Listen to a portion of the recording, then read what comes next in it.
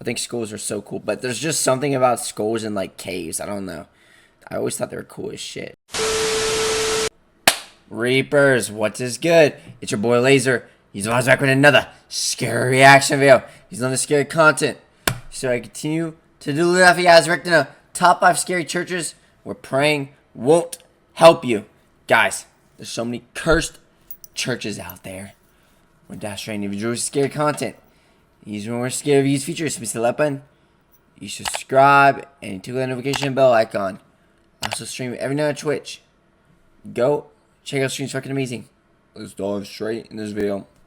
Top 5 scary churches where praying won't help you. Here we go. Let's jump in. Coming in at 5, St. Paul's Episcopal Church, Key West, Florida. St. Paul's Church is the 4th church structure built by St. Paul's between the 1800s and early 1900s. And though it may look bright and new, this is because the church has been rebuilt numerous, and I mean numerous times. The original church, made of coral rock, was completed in 1839. However, it was destroyed during the Havana hurricane in 1846 and was rebuilt in 1848. Once again though, the church was destroyed when the Great Fire of Key West struck in 1886. However, by some good fire in churches. No. When I think that, I think of the fucking whenever I think church on fire, bro, I think fucking I don't even know. What did they actually literally mean on fire? Was that some like sort of like, I don't know. But when I think churches on fire, I think of fucking mayhem, bro. When they burned like 13 churches on fire. I don't know. Was it 13? Fortune, the rectory survived unscathed, and the rebuilding once again began on the 3rd structure, ending in 1887. However, disaster struck once again though in 1909 when the church was destroyed by a powerful hurricane. This time though, the parish hall survived, as well as the rectory. The church was once again rebuilt and construction was completed in 1919. However, during all of these rebuilds, it was discovered that the site was once a Seminole burial ground, with the land being previously owned by the Fleming family before the church was built, and the land was only granted after the widow was assured her husband's remains that were interred on the land would not be disturbed. However, this is where it gets spooky. Legend has it that the promise was broken and the widow's husband, John William Charles Fleming, was removed from the site. Spookier still, according to some locals, his ghost still wanders the site. Other apparitions have been reported as well in the graveyard, one being a ghostly group of children who were killed in a fire set by a jealous deacon who was taking revenge on his unfaithful wife. Yeah. What the fuck? How did the kids get on fire though? How did the kid? Wait, so he wanted revenge on his wife, but how? Why the kids though? Yikes. Coming in at 4, St. Andrews on the Red, Selkirk, Canada. Built between 1845 and 1849 to serve the local community. Dude, I don't know why, but churches in like fucking snow is so cool. I don't know why. Just seeing a church in snow is pretty cool to me. I don't know why. Of retired Hudson Bay Company personnel. This church is located in a small suburb of Winnipeg, located on a lightly forested hill with an incredibly impressive Gothic design. It is by far the oldest stone church in Western Canada and has definitely had its fair share of paranormal activity. The church became an old campfire story among young teens and rebellious kids who would dare their friends like me. I'm rebellious. I'm rebellious. to walk backwards around the church 3 times, with the expectation that you would disappear.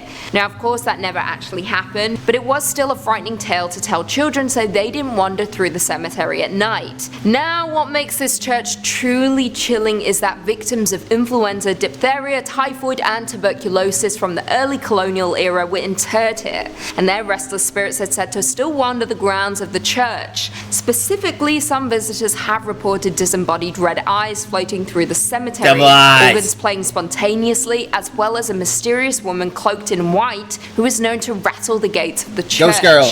If you dare, you can take a self-guided tour of the church located in Selkirk, Canada. Coming in at 3. By the way, they said Winnipeg, right?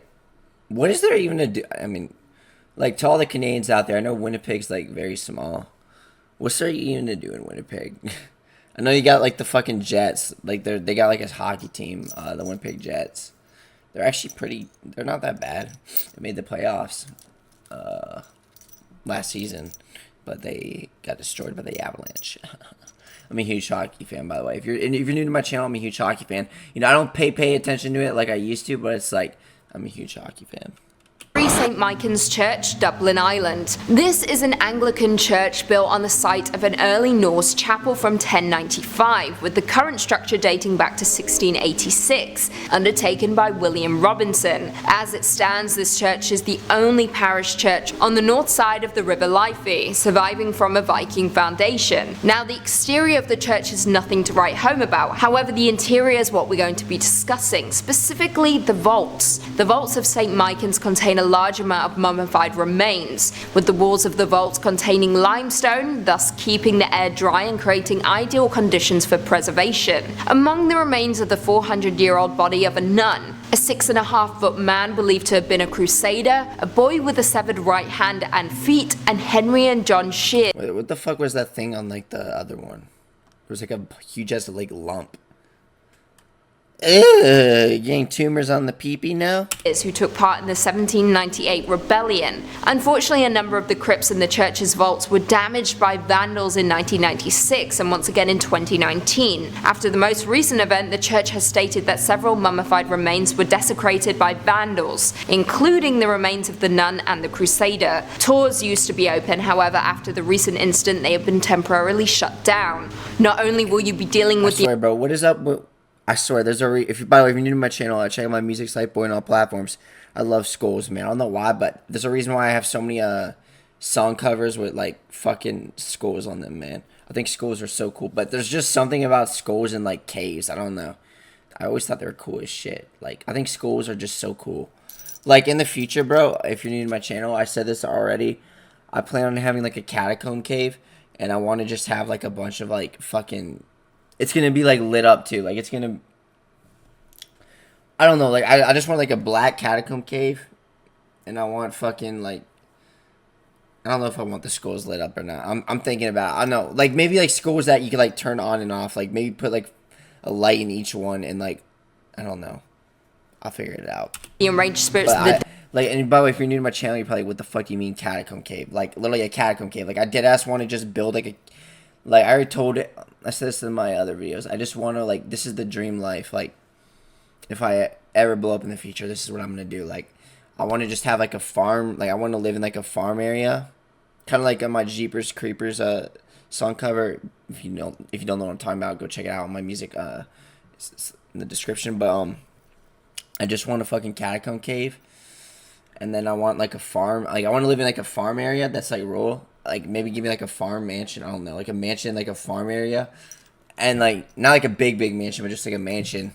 And then, like, have, like, a forest nearby. And then, like, a lake somewhere in the distance. Maybe, like, give me, like, a cornfield. And just a giant field, bro. Just a giant field. That's what I need. dead when visiting this church, but also the despicable living. Coming in at 2, Cathedral of the Assumption of Our Lady, Guadalajara, Mexico. Also known as the Guadalajara Cathedral, this is a Roman Catholic cathedral of the Archdiocese of Guadalajara and was built in 1541 in the Spanish Renaissance style with neo-Gothic spires. However, though the building is beautiful, it has been plagued by hauntings and tragic events. On May 30th, 1574, during Mass, neighbours fired shots into the air. Some of the bullets fell onto the cathedral and started a fire, ultimately damaging the building. A second tragic event struck in 1818 when an earthquake shook the city, causing the towers and dome to collapse. The cathedral was of course repaired, however it continues to be in danger. It was damaged by earthquakes in 1932, 1957, 1985, 1995 and 2003. However, outside of natural disasters, the cathedral also has a ghostly side to it. One of the most popular attractions is of course the crypt of archbishops, which is truly chilling. However, more chilling still are the mummified bodies on display there, with one dating back to the 1700s, which belongs to a child that was killed for converting to Catholicism. Some visitors to the cathedral have claimed that they have seen her eyes blink and have witnessed her hair move. Very spooky indeed. And finally, coming in at number 1, St. Thomas Anglican Parish of Mulgoa, New South Wales, Australia. Designed by Reverend Thomas Mackison and built from 1836 to 1838, this church is incredibly striking with a Gothic revival design and is said to be one of the most haunted churches in not just Australia, but in the world. Though the church is youthful in appearance. So you're gonna bring out these churches, but you're not gonna talk about Norwegian? Is that how you pronounce it? Norwegian churches. I'm over here saying Norwegian churches are haunted just because I saw the movie Lord of Chaos that was based off the fucking it wasn't even accurate compared to like the actual story of man, but it's like I remember seeing the movie. It has nothing to do with even the movie, like just the fucking the story behind Mayhem. I know they burned like churches on fire, and it was Norway, right? Where was it? It was in Norway. Hold on, let me look it up. I'll let you guys know real quick. Where did Mayhem burn churches? It was Norway, right? Norway, yeah. They burned how many churches? 3, 4, 5. 6. Damn, crazy.